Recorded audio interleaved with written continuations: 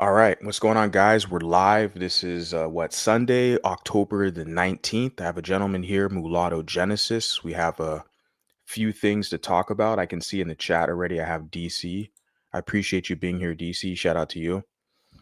So, for Mulatto Genesis, the gentleman that's on the panel right now, I just kind of wanted to ask, how did you find my channel? How did you, or my social media? Because I think our first correspondence were on TikTok. So how did you come across me over, on social media? I actually came across you on TikTok and along with a few other creators. I'm actually new to social media. Like I was never a social media guy, especially TikTok. I was more, Facebook, old school, even though I'm only 21. But yeah, I found you guys basically as soon as I got on TikTok, which is crazy. Yeah, no, it's interesting, and I've said this before in other videos that I've talked about how the TikTok algorithm is probably the best that I've seen on social media as far as them kind of channeling and curating specific content creators and content to the individual, the viewer, better Exactly. than all the other platforms, right? Because on YouTube, my algorithm's garbage. Facebook, my algorithm's garbage. But on TikTok, for whatever reason, I find brand new mulatto creators like every day when I open up the app. It's like a new mulatto creator, whatever. And they don't even have to be making like mulatto centered content, but just the algorithm on TikTok is super solid. So it's good that I'm reaching the right people. Yeah, that's what I was gonna say. Like, it's good that new people that are coming on there, that may have never even been on there, are able to find your content. That's in a rather, I don't think.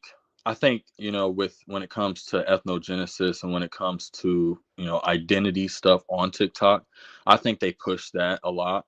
What I mean, especially with the a lot of the ancestry tests going around right now, people finding who they truly are. I think they're really trying to push that, but I also think they kind of be negating us when it comes to others. I believe that, like, they don't push our stuff as hard. Oh yeah, no doubt. There's for sure biases within the platform, of course. Like, and I've noted that before. Like, their algorithm is probably the best with all the other platforms, but their moderation with community guidelines and etc. is very horrible and biased. Like, they don't push our stuff out there. We get shadow banned, and but other creators, within, whatever space you name it, their stuff gets pushed out in the algorithm and they kind of get away with saying a lot of derogatory and negative remarks about us, about mulattoes, and then they can kind of just, basically walk on by without any problems. But with us, our stuff gets reported and flagged. It's crazy. That's why I'm not super active with doing live streams on TikTok. I rather do my live streams here. I feel like it's more beneficial on YouTube. But yeah, I primarily use the TikTok to kind of connect with other creators, personalities, etc. But yeah. Yeah, I definitely get where you're coming from with that. The YouTube live, especially for us, I think that's the way to go for our specific community. And that's kind of why I wanted, that's why I made this flag. Like, I didn't make this flag out of, greed or ambition or grifting or any of these things. I made it out of relatability and love for my people. And I think it's different for me because although I'm only 21, I already have a child, I have a daughter, and knowing how the world is to mulatto woman, I have to make sure she has an identity she can be proud of. I don't want to have her questioning herself, like like we all did, at some points in our life. So it's mostly for the kids and the women to bring them into the fold without having them be ashamed of who they are.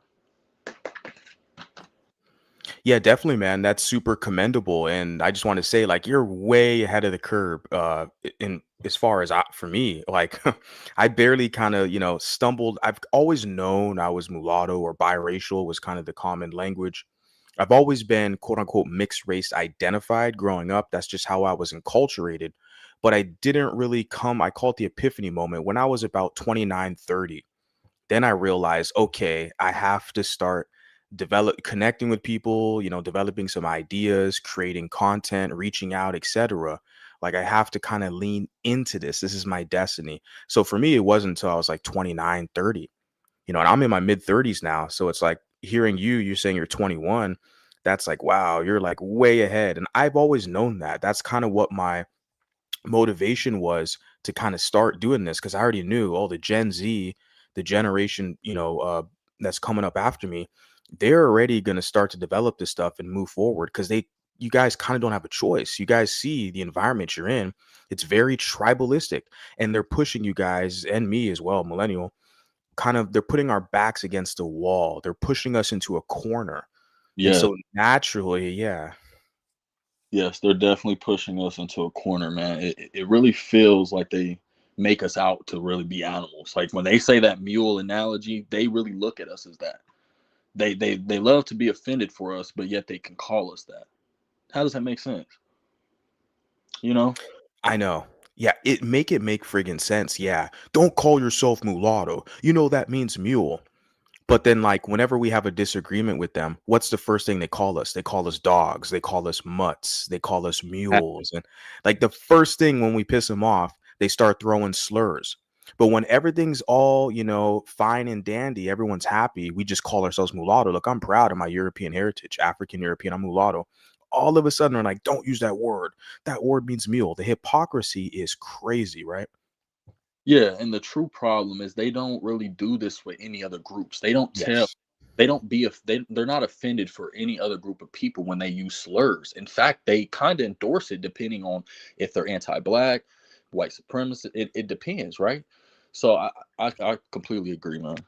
Yeah, man. Like when I was living in San Diego, California, I remember, like, I talked about this before. I seen a guy in a pickup truck. He had like white trash or redneck or something, a decal on the back of his window.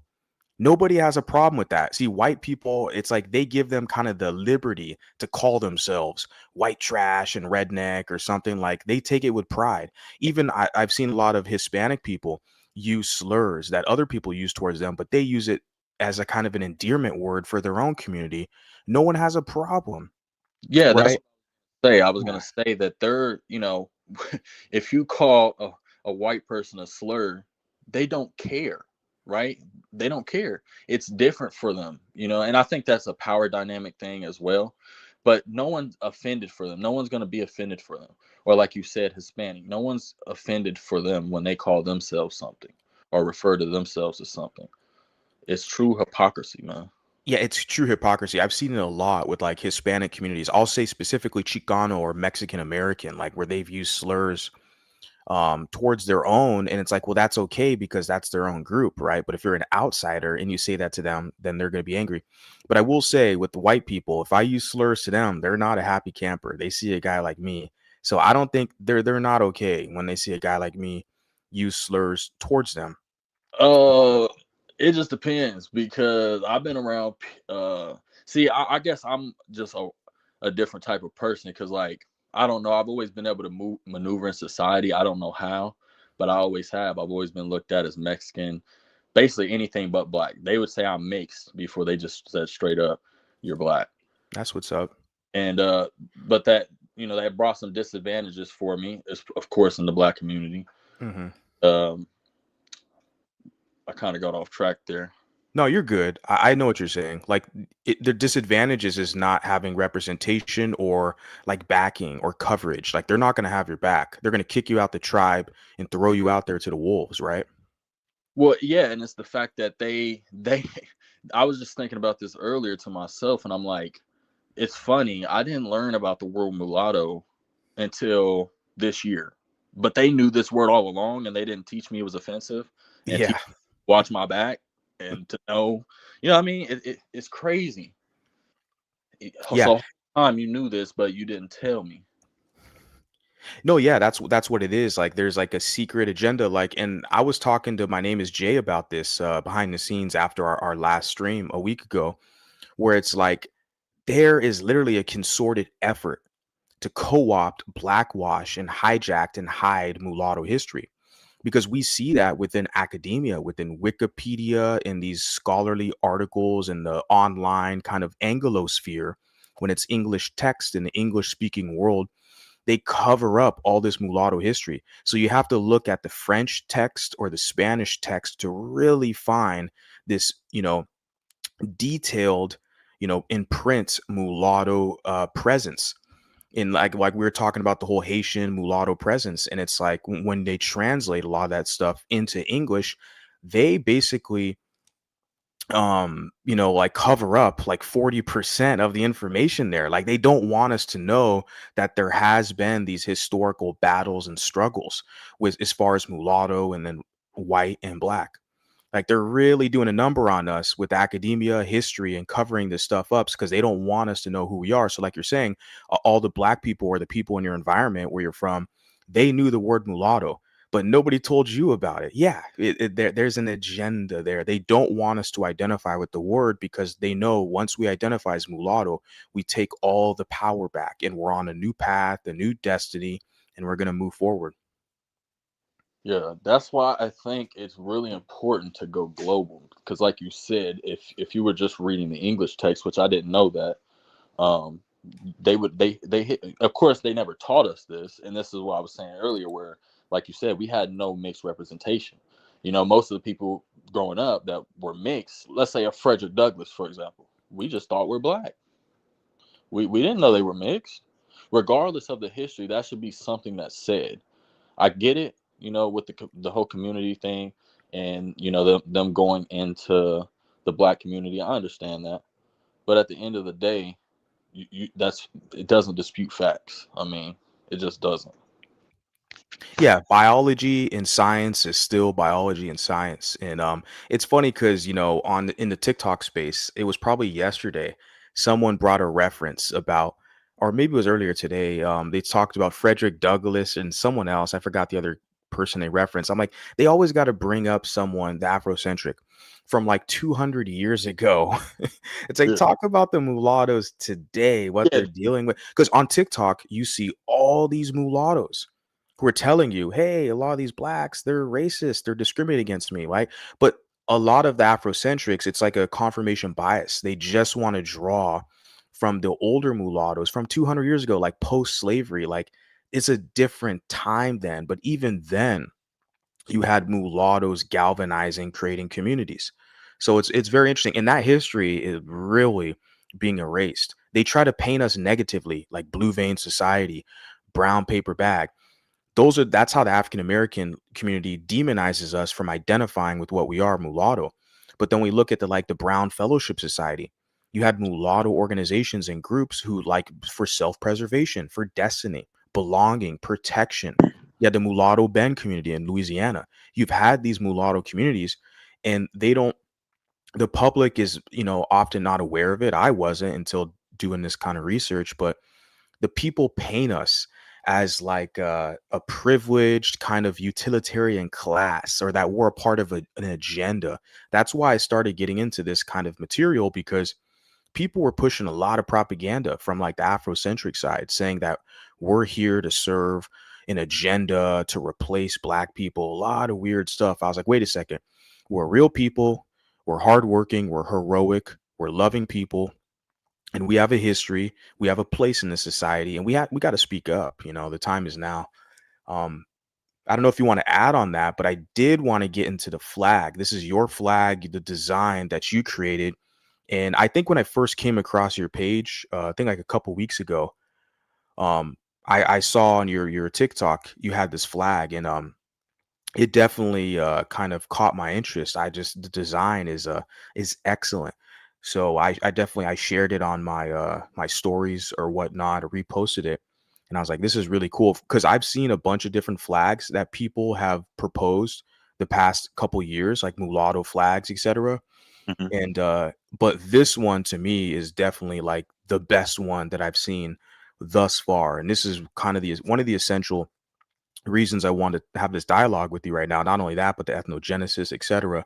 But I wanted you to get into the design, why you chose these specific designs. I know you said basically for your partner and your daughter, and it's very noble. You want to create something where they have a sense of identity and belonging. But could you please go into the detail specifics about the colors you chose and the specific symbols you chose for this flag? Yes, sir. So first, we're gonna get into the chain, the broken chain. So the broken chain has a few different meanings. Of course, our freedom from what we went through, from what our ancestors went through. You know, like even our European ancestors, it may be different, chattel versus indentured servitude or others that they had, but they both went through certain struggles and their own struggles, so, and it's also breaking free from the chains of society that tells us that we can't name ourselves. They always want to impose that, the name mulatto was given to us, so why should we use it? So basically, it's saying that, we're breaking that chain. We're breaking the chains of evil, corruption, because all we want as mulattoes is true peace between both races. You don't think we would want both, people we come from, lineages we come from, to get along and to love each other? It may seem impossible, but that should still be our goal, right? Now, onto the book. The book, of course, stands for knowledge, but it also stands for writing our own history and preserving that history. And that's where the quill comes in, right? We're writing our history, we're preserving our history. It's ours. You cannot impinge on that. The sword, it's direct into that. It's saying that we will literally protect that. If we have to do whatever we need to do for the outcome we want, we would do that, right? The crown stands for, of course, our noble lineage as mulattoes, and the fact that we come from royalty on both sides. We have West African royal kingdoms that we descend from, most of us. You can have Central African, whatever, depending where you come from. And then we have our European royal lineages or noble lineages we come from. So it's a crown symbolizing that. We come from royalty on both sides. You can't diminish that, can't demean that. And the colors, now, the specific, it's kind of, it might get into scientific things that we don't know for sure. Like, we don't know, the belief is we all come from Africa, but truly we don't know. I believe we do, but we don't know. But that the reason why that's first at the top is basically saying that's the root. Africa is our root. We all come from there. That's the night sky. That's the sky above us. That's the motherland. And then the whites in the middle, because it's symbolizing us bringing balance between the black and the white community, right? And being that balance. They might not be able to balance themselves, but we'll help them, right? We have to kind of lead them in the right direction. And then the brown at the bottom symbolizes it's like the it's not necessarily the root, but it's like the ground. It's like our base. That's who we are. That's our that's like a ochre type of color, like a earth. Like we come from the earth. We come from two different continents. You know what I mean? Like we are true children of this earth and true children of balance, and that's all we want. And that's really what this flag encompasses. It encompasses our story of who we are, where we come from and where we strive to be in the future. Like, we want to create infrastructure. We want to, create lasting change in the world besides just for ourselves. But ourselves come first, because if we can't even worry about ourselves, how can we worry about others? Yeah, excellent explanation. Very, very well said. Exactly. I like everything you just said, about being grounded in the goal to strive for balance. And I'm with you on that 100%. And I like how you phrase it as well. Like, we see these two different groups, African and European. Sometimes they're divided. They can't seem to kind of come to an agreement, but we can help lead them. And I think that's the position that we have to take, is that we're not going to be underneath any other group. We're our own distinct group and identity, but we can help others and bridge. I don't think we're indebted. That's our God given destiny to serve as a bridge. Some Right. other people propose that. I don't feel like that. We No. have our own destiny. but we could be stewards and help form these bridges and form alliances, etc. So I do like your interpretation of that. Very, very well said. Yes, and I just believe truly. I mean, if we do go through an ethnogenesis, it will force them to show true colors or to get along, because they'll have no choice. If they have to get on our agenda, they have to get on our plan. We're not getting on theirs. You make a very valid point. Smart man. I want to segue and get right into this whole mulatto genesis as your title, but ethnogenesis, mulatto ethnogenesis, and why this is significant and why it's important. And what you just said, where they're going to basically have a choice: the monoracial black, monoracial white. They can either continue to fight or they can work together. But either way, like, we are basically the anomaly, the wild card. We're not going anywhere. Our numbers are growing. So they're gonna have to come to terms with something. And I want you to get more into this ethnogenesis and how you see this growing. Oh yeah, of course. So that's where the name comes in, right? Mulatto Namrik. It comes in because, of course, the root word nam or name, it's Proto-Indo-European, right? It's literally naming yourself, to name, to claim. So when you say Namarik, right? You could say, like Amarik, um, like the last word, like when you're saying reek, it kind of stands for like almost royalty, almost like a noble lineage type. So when you're saying Namrik, you're saying that you and you're never gonna say Namrik by itself. Let me clarify. You're never gonna just say, "Oh, I'm Namrik." It's like Cape. How do you say it? Verdeans or Cape Verdeans. They how they have the hyphen. That's how it's going to be. You're always going to have it hyphenated. You're either going to say I'm mulatto or you're going to say I'm mulatto Namrik. You're never just going to say I'm Namrik. And I would take offense to that, honestly, if they leave out mulatto. Like, you know what I mean? No, definitely. And I'm just curious where you basically developed this concept, or how was this introduced to you? Was it your own research? Honestly, bro, I think it was when you say destiny, I truly believe God put me here for this, like the Almighty. I don't believe, well, I'm not going to get into religion, but I believe in Almighty, not necessarily religion. So at the end Sure. of the day, yeah, I believe I was put here for that, to help us advance. And the way I grew up in Illinois, Southern Illinois, um, one of the most sundown towns in the U.S., I believe. Um, so, and I had a unique experience because I was born in a multicultural area, even though it was rural down South Illinois. And I was able to grow up around many people, even mixed people like myself. But most of the time, I was the older mixed person. So I had to kind of carry myself a certain way. And like you said earlier, how you always believed you were mixed, I was of that same belief. But I was kind of brainwashed into that whole belief of like, well, white people don't see me as white ever, so I'm just not going to identify at all with them.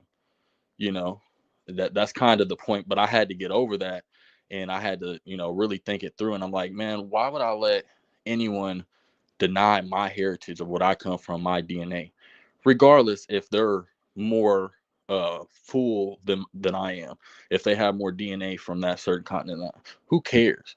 I still come from there as well. I still have ancestors that came from there, and recent relatively too, not just admixture going back. You know what I mean?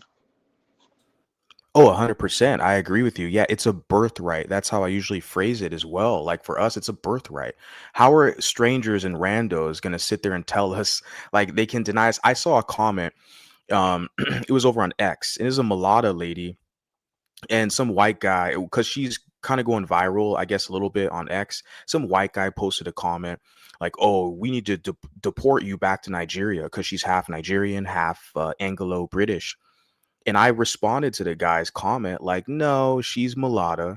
Okay, it's her birthright. She could be in Africa or she can be in the British Isles in Europe. That's her choice. The earth is hers. She can go wherever she wants." See, they don't like that, and they don't really have a rebuttal for that or a counter argument. It's literally our birthright. It's in our blood. And but people want to play with us and they want to deny us that. And that's why it's incumbent upon us to really push back. And men like you and others in mulatto mindset, etc., el mulaton, it's a very commendable that people are using their voices to push back against the rhetoric where people literally think they can maneuver us in a way in society where, like, well, we don't have a place to belong. Let's just deport you, or you don't belong here in this space. We're going to create our own spaces, our own communities, our own nations, and we're going to move forward. Like, there's no other way. This is the future. Yeah, yeah, about the nation. That's really where this comes in the key. This flag and the name, it's to push us global. Because, like I said earlier, we don't want to have our some of the vulnerable people in our spaces, because like we're not a monolith, just like every other race of people. So there's going to be some of us who are not as outspoken as me, mindset, Mulaton, all these other creators, Paragon. Like, we need a name for them to be able to be themselves, you know what I mean, to not have to defend, even if they have to defend the first part, right? Because okay, they have to defend the first part, they're going to hear mulatto, but then you say Namarique, it's going to make people think, right? It's going to make people say, what's that? You say mulatto, I believe that's offensive, but what's Namarique, what's that stand for? And that's where you hit them with that's me naming myself. You say mulatto's bad, so I'm mulatto Namarique now. You can't tell me, you have no other options now, because we're going to bait you. We're going to force you into a corner. If you try to deny us, you're denying us our own ethnogenesis. You're denying us our own right to make our own culture, because they always want to bring up we have no culture. We do, but even if we didn't, is it wrong that we want to create it now? You're saying we just don't have a right to create it? That's exactly what they're saying. Whenever I hear that, when they say, well, you don't have a culture, or what is mulatto culture, they're basically talking down to us, saying we don't have a right to exist. We don't have a right to an identity, because culture is something that's developed every day in every environment, just based off traditions and norms, etc. Like, we're developing a mulatto culture as we speak. We're letting people know what is acceptable, what's not acceptable. We're establishing traditions. We have holidays. We have Loving's Day. We have Multiracial Heritage Week, etc. We have our own flags we're developing, our own recipes that we're developing, food, cuisine, etc. Like, we're establishing this culture and traditions as we speak. We're basically putting it into the universe. So yeah, when I hear them say, "Well, what is your mulatto culture?" It's like they're purposely telling us to just shut up and go back into the black box. Because let's be real, in the United States of America, mulattoes have been developing culture for eons, but they've given it as a gift to black people. And I think a lot of it is just mulatto guilt, because they know in the society, we're always elevated above them. And that's just by our birthright nature, because we're partially European, so we can have close proximity to that group. That's our family, etc. And so a lot of times these mulattoes, like Prince, give him for example, right, he develops all this unique music and creativity, and he gives that kind of culture, and then black Americans kind of just claim it as their own. And Right. there's so many others I can say, like the poet Langston Hughes, etc., like people within the arts, etc. Like, they develop stuff, but they kind of just give it to black Americans, or not even give it to them, but black Americans just take it and claim it as their own and kind of hijack our accomplishments. So that's why there's this kind of like gray area, pun intended, as far as finding out, like, well, what is our culture? What's ours? Like, what do we develop? Like, our history, everything, our accomplishments gets hijacked. That's why for me, the social media is essential to especially digging into the history and talking about the history, promoting it, because it lets these other mulattoes know, wait a second, your presence here has been profound for centuries. Don't let people try to minimalize you and act like you're insignificant. Like, there's a lot more of you out here than you think. And I think, and you realize that because you're 21, I'm in my mid 30s. With every generation, there's just more and more of us, and it's only going to grow. So, Yeah, yeah. I grew up, around a lot of mixed kids, so I agree. And black and white. I grew up very multicultural.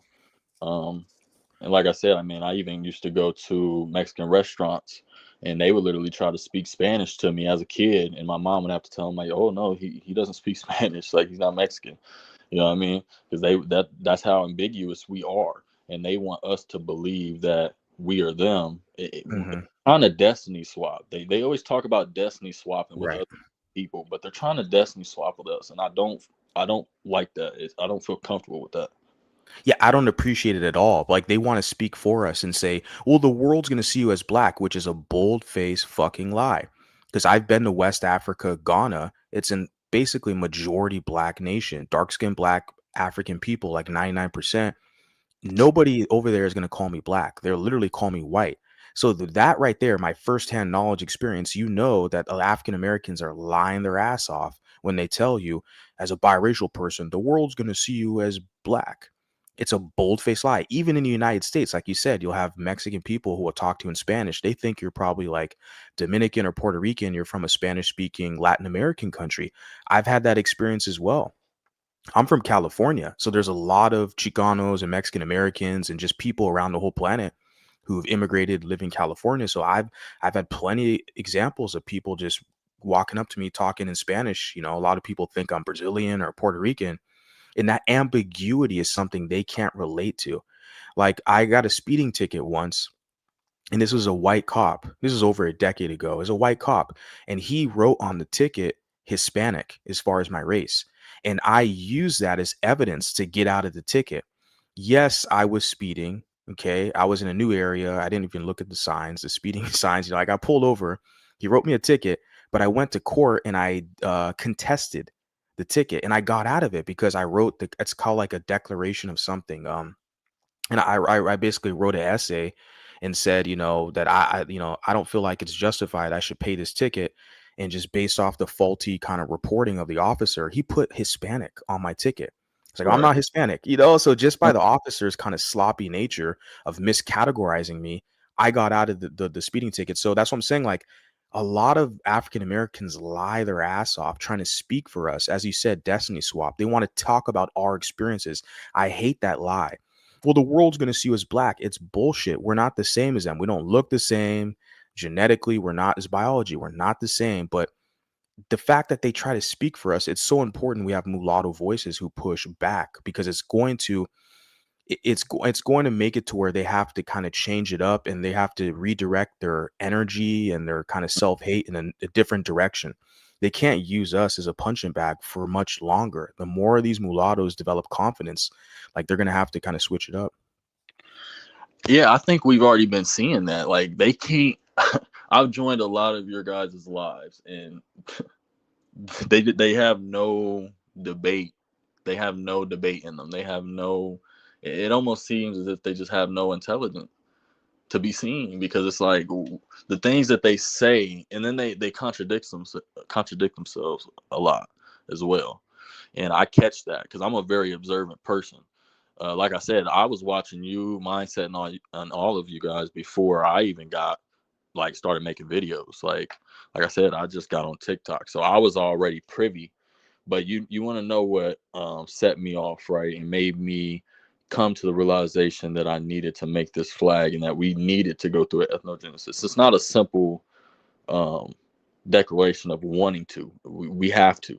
We're at a point right now, like we have to push it right now because if we let it die down, like and the naming thing as well, it helps us get more traction. It's because we're always on their mind anyway.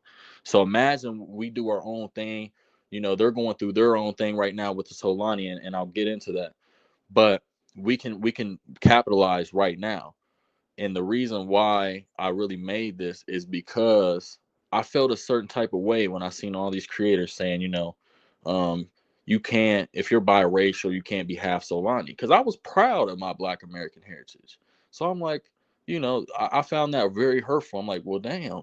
You know what I mean? I grew up in the culture. I always looked at myself as black, as a black man. I always were privy to their issues. You know what I mean? Yeah, I never denied my white side, and I never like looked at white people a different way and thought like that. But I was more in tune with my black side. And when they said, I'm like, okay, that's cool. I'm not gonna argue with you. I'm not gonna try to force myself into your category. I'm just gonna make our own. Exactly. And that's the manly thing to do. That's the manly solution when you see the problem, right?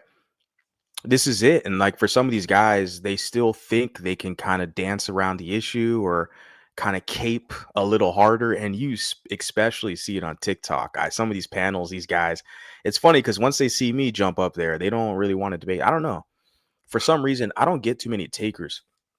I don't jump on panels that much like that, but I noticed a lot of people, I guess, with my delivery or whatever, they're black identified. They kind of realize I think I'm like the wrong guy to Yeah, uh to yeah. try it with. uh, and it's not just you; it's a few other creators as well. That's why it's just funny when they say the dumb shit that they do, because it's like, do you even really believe that yourself? I'm not sure if you do. I think they have the same canned responses as far as the Blackistan gaslighting tactics. That's what I call it. I'm coining it. It's a lady. Her name is Exoticals United. She's the first one that I've heard, say that like 3 years ago. And but I think it's perfectly fitting, like her phrasing of it, a Blackistan gaslighting tactics. But they literally have like the same canned responses. The police going to see you as black. The world's going to see you as black. Whatever your birth certificate says, that's what you have to put. There is no biracial is not a race. There's no mulatto culture. Like they have the same kind of arguments they throw at us. And I've seen it for so long now. You just one by one debunk it. And then, like you said, they kind of look stupid. They look lost. And then they start to get into the ad hominems about what you look and oh, you're racist. Then they play the race card is the best one. Then they'll pull the race card out of nowhere. It's just, it gets very childish very fast. Where it's like, look, we're all adults, we're men. Okay. Like we want to find solutions. Like you said, we want peace. We want to exist in this world and have peace, and people want to fight us for our right to exist. And that's what irritates me the most, what gets me very hyper kind of motivated and energized with the content I'm making, because people want to try to like negotiate with me my existence and my birthright to be happy and prosper. I'm like, I'm not playing games with people who want to play with this like mulatto stuff. Like I'm gonna be here and fight till I die. And it's interesting. Yeah, I like the whole, this argument of like the whole biracial isn't a race thing. Like, what are we then? Are we alien? We're not white or black. So I mean, what are do they even have enough studies to conclude? And also, we're not even stabilized yet. We don't have a stabilized phenotype. That's why we're so ambiguous. So we're not even a far enough into history to even know what a true phenotype would be like. And I think that's why they're so mad, because they can't categorize us. But the biracial thing being us not being a race, it doesn't make sense, because clearly if anthropologists dig up our bones, let's say in 100 years, you don't think there's going to be a difference between some a mulatto person's bones versus a European and mostly West African with some admixture? You don't think there's going to be a difference in 100 years once we stabilize? Right now we're still, at the beginning type of phenotype making. Like we're relative, especially white mom, black dad biracials, relatively new, right? So when you put us together, because we're both biracial at the end of the day, you can't break us apart. They're trying to do that too, but you can't break us apart, and we won't let them. No, exactly. Yeah. The phenotype distinction is clearly evidently there. What their argument is well, there's white biracials, they're white passing, there's black biracials, they're black passing. I'm like, which biracial's black passing? Like Jordan Peele doesn't look like Dave Chappelle, and Dave Chappelle is at least like 25% European. But Jordan Peele is like 50% European. And then they bring up Lenny Kravitz. But Lenny Kravitz is 50% European. Like Black people don't look like Bob Marley or they don't look like Lenny Kravitz. Can you show me one? Like there's a clear distinction. They look at someone like Michael Jordan and you take your pick like LeBron James or football or basketball guys, but like you take your pick. Like we don't share the same phenotype as them. It's very obvious and evident. The more we see these images, these side by sides, this is why I really like the guy. His name is Biracial Awareness because Yeah, I some know. of his you've heard of him, like some of his main content he basically does is he does these side by sides, like a white, mixed or biracial or mulatto, and then he has like a black on the other side. Like he's a mulatto man, but he does these side by sides, and it's like it's so perfect because it lays out the clear distinctions that people still want to refute. Man, it's amazing. Like we're clearly phenotypically different, but a lot of them they do want to claim our kind of phenotypes as being a part of their group, but we Well, know that. Yeah, go ahead. it comes down to them trying to use the minority of MGMs in their group and claiming them because they claim black identity. That's what it comes down to at the end of the day. You're absolutely right. You're 100% right. That's what it is. It's because they claim the captured MGMs, captured mulattoes in their group, and they'll be like, "Well, see, Prince. Well, he's a Black American." We're like, "Bro, Prince has two mulatto parents. What the f?" Or even like a Eartha Kitt, they'll claim her, and she got discriminated against because she's mixed and light skinned. She's publicly said that on a talk show, but they'll claim these mixed people as being Black American. They'll act like they're a very diverse group, and even Mariah Carey claimed she was discriminated against when she was younger. They cut off the mic during like it was like a press kind of conference or something, and they handed her the mic, and she talked about how she was discriminated against when she was younger. They cut off the mic. They didn't want to hear it. She was amongst mostly black kind of group. I shared it on a live stream a while ago, and Sydney McLaughlin, she's like a runner, a track runner.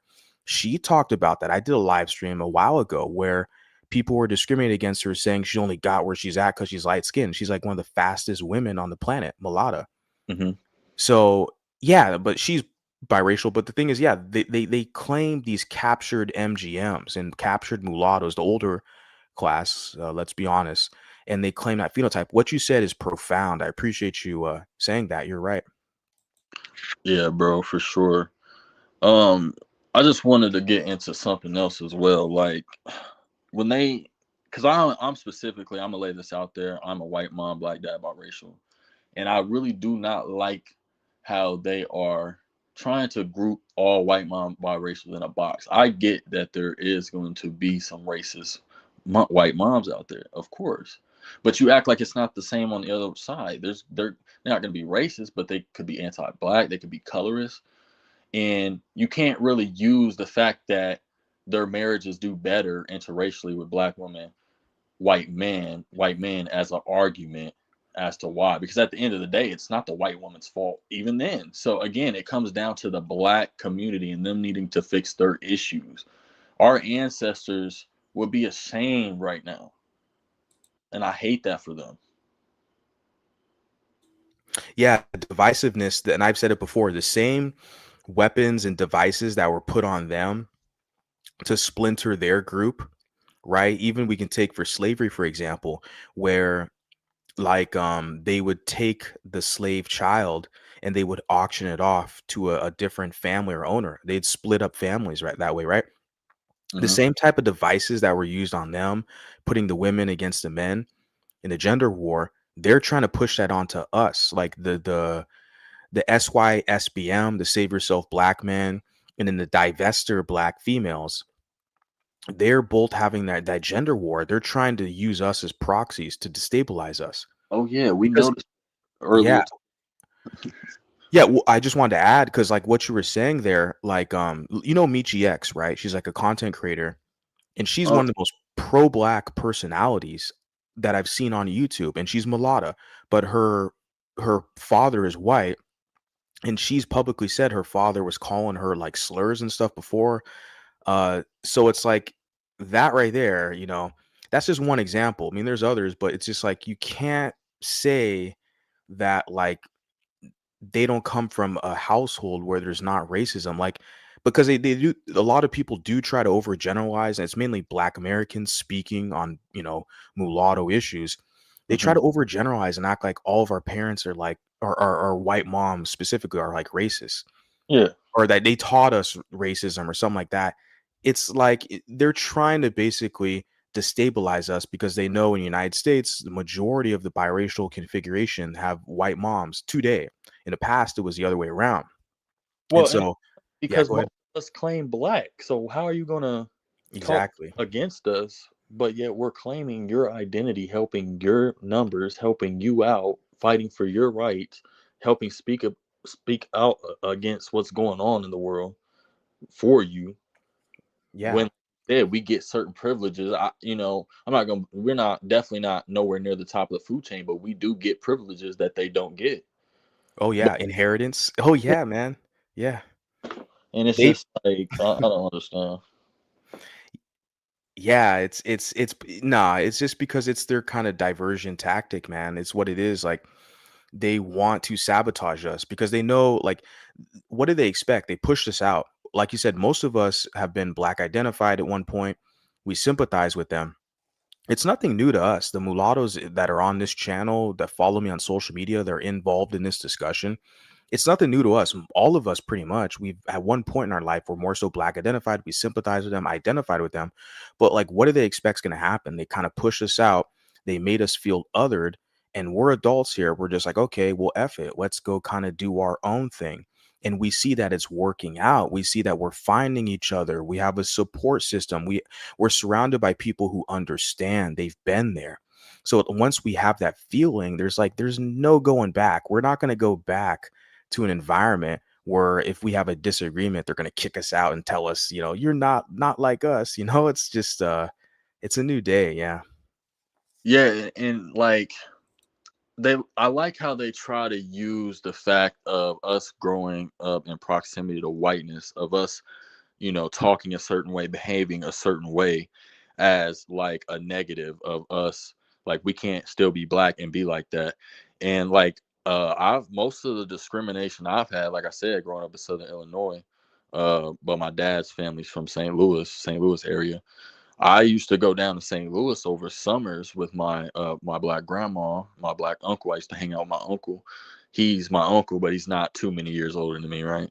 Um, and I used to hang out with him, and he used to bring me around his friends and whatever. And we're smack dab in it, like I'm trying to tell you.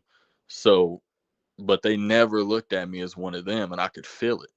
But I've always felt that. I think we all as mulattoes have felt that, like we're not, when we're with our white side of our family and we see damn deer hanging up on the wall, and they're doing all these,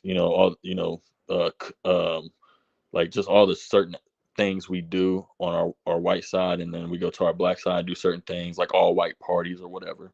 Like I grew up in the culture, but yet, and I'm a pretty quiet guy. I'm a pretty chill guy, and I'm just very observant.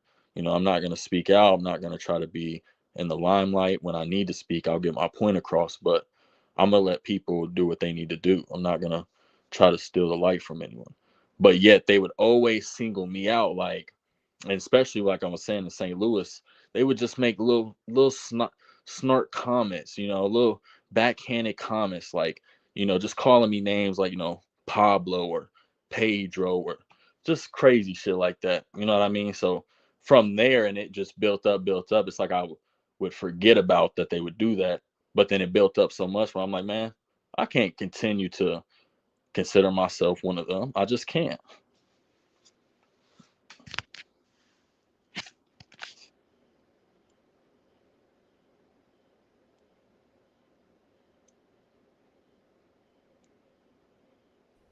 Yeah, man, I know exactly what you're saying, and I'll add on that, like, my childhood has been pretty great, man. Like I said, I'm a millennial, mid 30s.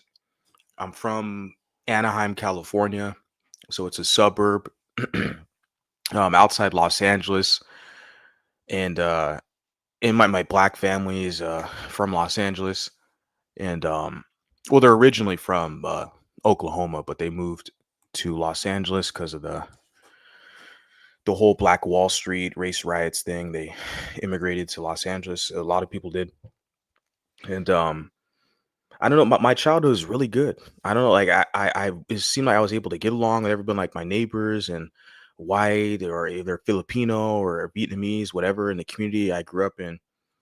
Um, yeah, like going with my white family and then going with my black family, going to the black churches and all this stuff and black functions. Um, I don't know. Like I wouldn't change anything, is what I'm saying. Like growing up in the '90s in Southern California or Orange County, where I'm from. Um, like the time period with living in America and everything, like being dual heritage, black and like the experience that I have is so rich. Like I wouldn't trade it for anything. Like and some people, yeah, they have like bad experiences. They were dealt a bad hand. I sympathize with people who they didn't have like the really like kind of wholesome experience. But for me, like man, I love my mom. I love my black family.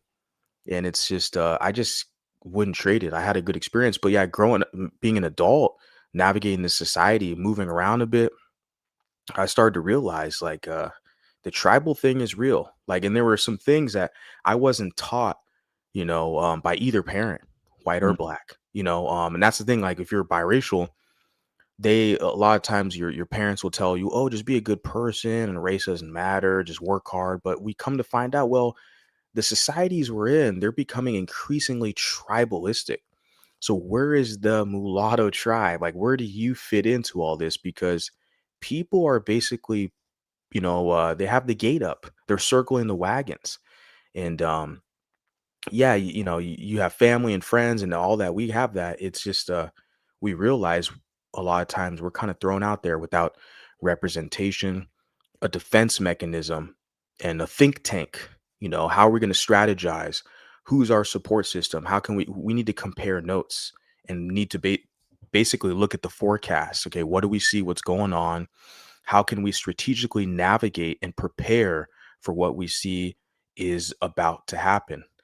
And that's why I'm here. Like I said, like I'm here with this content, this material, because I would look on the internet and social media, I'd see all this propaganda against mulattoes. And I'm like, what the hell? Like I grew up around you guys. You guys are a part of my family, and I'm just talking about like the black side mainly, because this is where a lot of the propaganda, the negative stuff I would see where they would paint us as being duplicitous or we're gonna sell them out. I'm Mhm. like, what the hell, So that's what kind of got me here, where it's like, yeah, like we need to have our own think tanks and networks out here, and we need to basically stand on business and have representation. And I'm the perfect guy for that because, like I said, I'm not a social media guy that comments on stuff. I look at posts, I look at comments. You for damn sure. I'll look at the climate of what today's like, especially racially. Because, like I said, I have a daughter, I have a kid. I have to watch out for those things. You cannot be ignorant, and not in today's times with everything going on right now. So, I really made sure to this is why I think it's so important for us to go through the ethnogenesis now.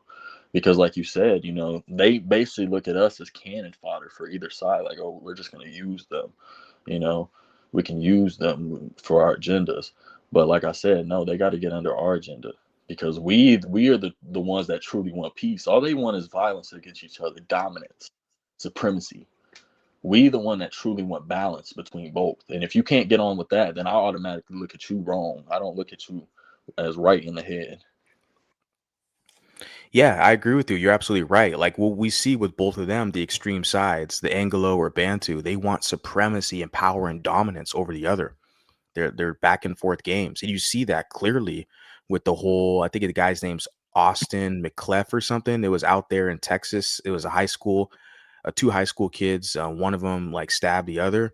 You have the white side galvanizing, then you have the black side kind of galvanizing. Like you see that with both these groups where they That kind of want dominance. But for us, our destiny, I'm with you on this. We want balance. We want to exist and have balance. But yeah, go ahead. Yeah, I completely agree with you. Like on the balance thing, like I said, being balanced doesn't mean choosing both. Like when I was saying about us being a new race, like let's think about it for a second. Do you think the scientists back then really wrote the truth about our bones and how different we were from black people or white people. You know what I mean? Now, like the new studies today, like I don't believe there's enough studies on us to conclude that we aren't new people. Just like Malaysians, just like Wasians or Hopper. Like I just don't believe there's enough to say we're not our own people and we can't go through our own ethnogenesis because that's how all other people were made. They were from other tribes and they mixed in.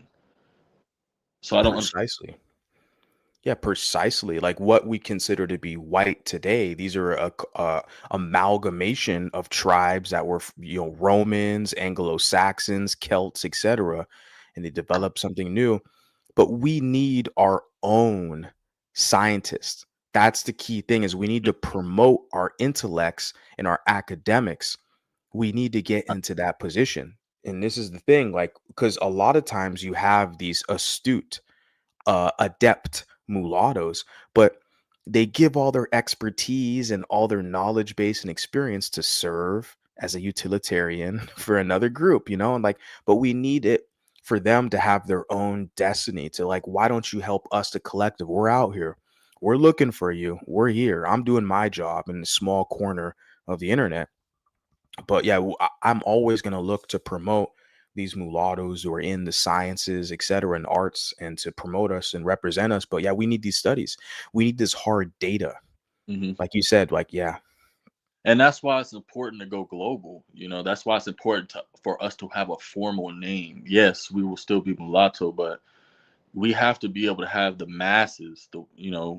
Like I said, everyone is not like us, willing to put their name as that or willing to live by that identity or call themselves that in public or to other people. So we have to give them another name, and it sets bait for the monoracial. It's the perfect setup to start our ethnogenesis, really. yeah, man, solid points. Yeah, I think I kind of covered everything. I just basically wanted to bring you up here and to talk about this. The flag that you have is dope. I endorse it. I think it's pretty sick. I think people in the chat, you got this dude, he likes the flag, and the other gentleman here, Randall, so he likes the flag. So your flag's pretty dope, and that's what caught my attention. Because we connected on TikTok, etc. And I appreciate what you're doing, man. It's a noble cause. You got to kind of explain to the public a little bit your background story, your thoughts, your analysis on the whole situation, the ethnogenesis, which is already occurring right in front of our eyes. We're doing it right now, and you Exactly. see that. Yeah, it's. I appreciate you, man. For sure, brother. I appreciate you guys as well. You know, you guys really set up the foundation, man. I really respect that. Yeah, everyone has a part to play. Everyone can do something a little bit. Like I said, like for me, the promotion or representation. But like, yeah, the scientists and academics and these people within those fields of study and experimentation, yeah, like those are going to be the most essential. Even like the politicians giving us this legislation, putting back the mulatto category on the census, like these are the people who are really going to be kind of the people pushing it forward. I'm just doing my part. Hmm. I'm just a guy with the internet connection, a microphone, some creativity. I'm just doing my part, and I just want to inspire and bring other mulattoes together to be like, look, you have a tribe. You have a tribe. You have people who care about you. You have representation. Just reach out. Don't be afraid to reach out. Yeah, I feel the same exact way, brother. I feel the same exact way. For sure, man. Hey, I appreciate your time. I really do. And definitely we'll do this again. You as well, brother. Have a good night. You too. Thank you, sir. Appreciate it. Cool, guys. I just wanted to chop it up with that dude. He's a really, as you guys can already tell, he's a really smart guy. He developed this flag. This flag is cool as fuck, So, and he has obviously other philosophies and ideas that he provides that's very beneficial to us. Understanding this ethnogenesis, this process we're doing right now, creating and developing our own ethnic group, right? And of course, he talked about the name designation as well in regards to mulatto and having this global kind of appeal, this global reach, which I am of global mindset. Clearly, I've traveled around different continents, Europe, Africa, South America. I haven't been to Asia yet, but I have the man mulatto mindset. He's over in Asia. So we do have connections out here, and just having this global mindset, it's really going to be beneficial for us. looking at the environment. But coming together and sorting these things out, putting these ideas out here, this is not going to stop. This is not, I'm just one dude, like I said, with the microphone, internet connection. This is not going to stop. My job is to help promote us and get us, then push this forward. That's all this is. I'm just one voice amongst many. Appreciate you guys. Love you guys. And stay connected. All right. I'll talk to you guys next time.